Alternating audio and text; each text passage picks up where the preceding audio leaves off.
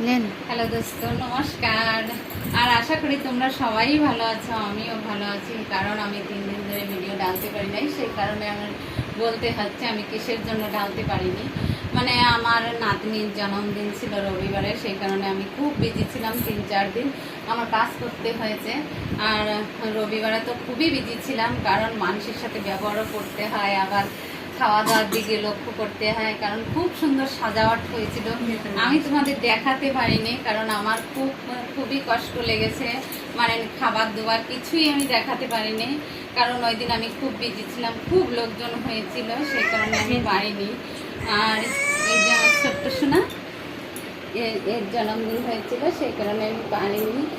আর বন্ধুরা, আমি বেশি কিছু বলবো না, কারণ আমার ভিডিওটা তোমরা ফলো করো আর সাবস্ক্রাইবার করো, লাইক করো, শেয়ার করো। Bye bye, tata.